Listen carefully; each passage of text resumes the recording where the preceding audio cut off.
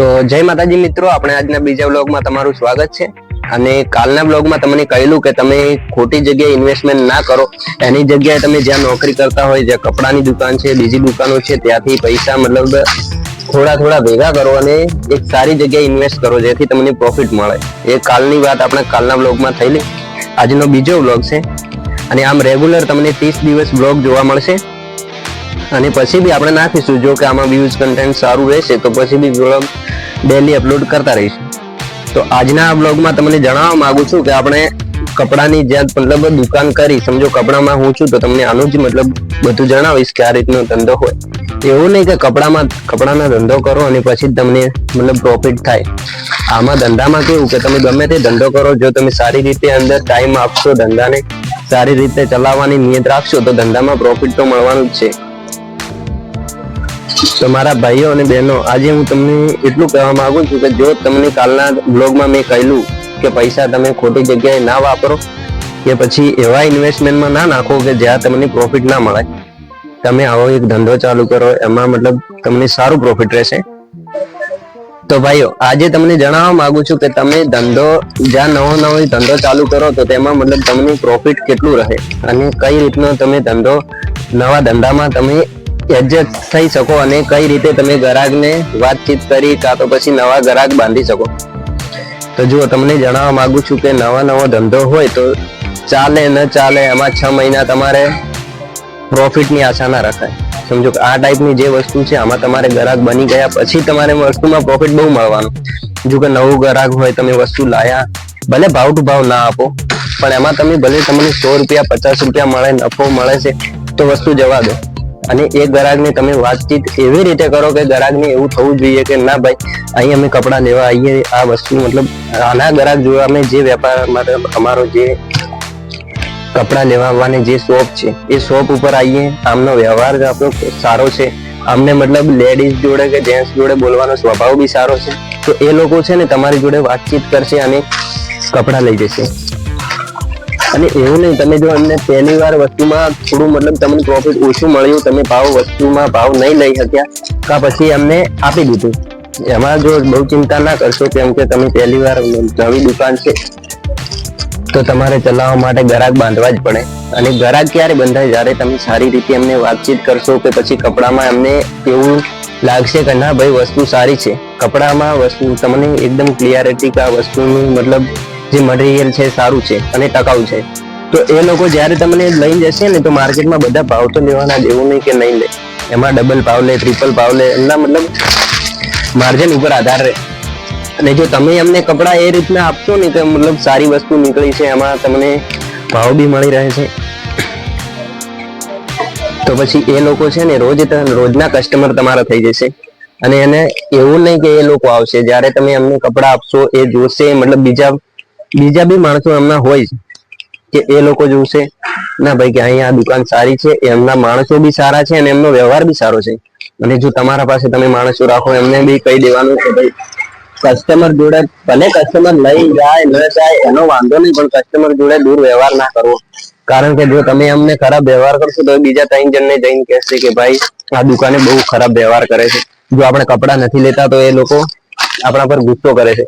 ભાઈ વ્યવહારિક વાત છે, જો કપડા એ માણસને પસંદ આવે તો કપડા લે, બાકી એમને મતલબ પસંદ ના આવતું હોય તો આપણે એમને આપણે હા બતાવી દેવાનું, વસ્તુમાં ના નહીં કે તમે બતાવો છો નહીં બતાવતા। અમુક એવા ગ્રાહક આવે કે જેમને વસ્તુ પસંદ બી ના, આમ પસંદ હોય કદાચ ભાવમાં એડજસ્ટમેન્ટ ના થતું હોય કે પછી વસ્તુ ના ગમતી હોય તો આપણે એમને પ્રેમથી કહી દેવાનું કે ભાઈ જો આ વસ્તુ આપણા જોડે છે અને આમાં તમારી જે પસંદ આવતી હોય એ પસંદ કરી લો, અને જો ના પસંદ આવે તો કઈ આજુબાજુ જોઈ લો। એવું નહીં કે આપણે મતલબ આજુબાજુની દુકાનમાં મળે છે તો આપણે ના કહી દેવાનું કે નહીં જાઓ।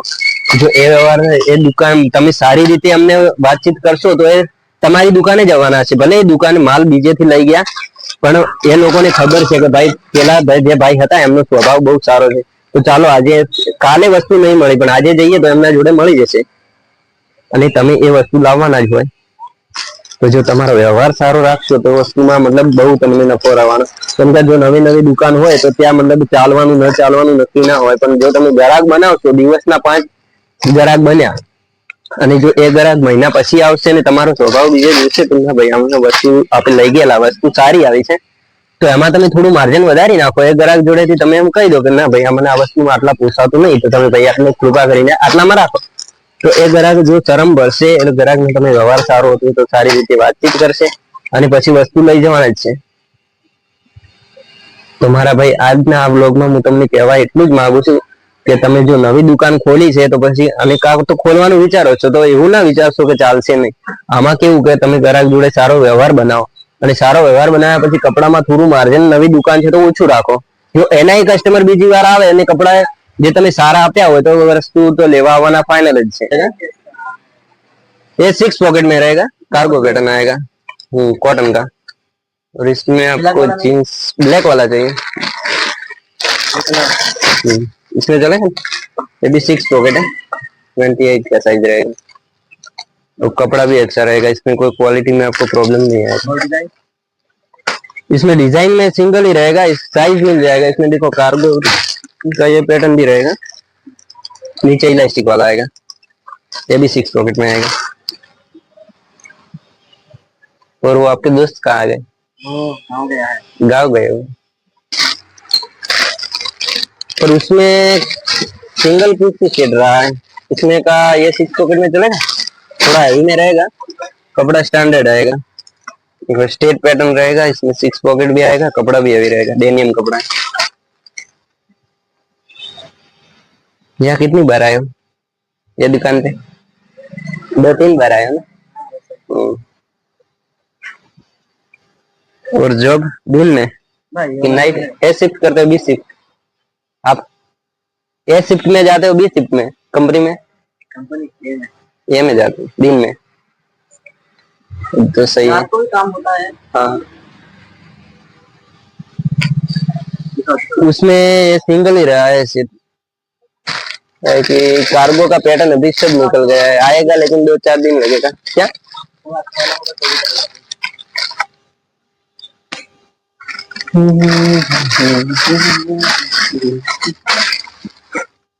कलर का कोई इशू नहीं आएगा. और नॉर्मल स्क्रैच चलेगा. कहाँ है 3-4 पॉकेट इसमें? 3-4 पॉकेट वाला तो खत्म है. अभी वही बोल रहा हूँ ना कि जीन्स में आएगा लेकिन दूसरा है वो. तो ये नहीं पसंद आ रहा है. ये भी मस्त है ना. ये कॉटन जीन्स कपड़ा है यार. इस पे लाइट शर्ट ले लो, मस्त लगेगा पूरा. भाई ये भी डार्क पैटर्न मस्त है. देखो डेनियम को ये सब में आपको लाइट कपड़ा शर्ट दे देता हूँ इस तरह का. देखो ये लाइट है ना, तो पूरा मतलब जोड़ी मैचिंग कॉन्ट्रास्ट कलर आएगा, मैचिंग लगेगा.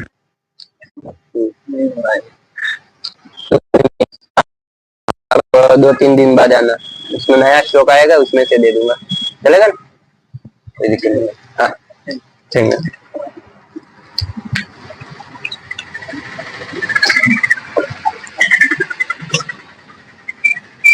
હા તો મિત્રો જો આપણે એક કસ્ટમર સવારમાં આવેલો પણ એમને વસ્તુ નહીં મળી.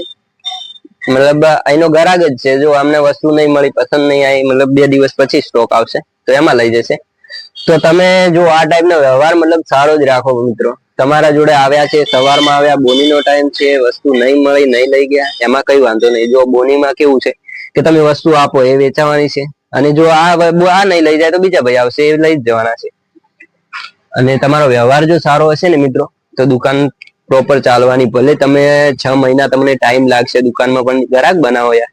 જો ગ્રાહક સારા બનાવશો તો મતલબ વસ્તુમાં તમને કઈ તકલીફ નહીં આવે.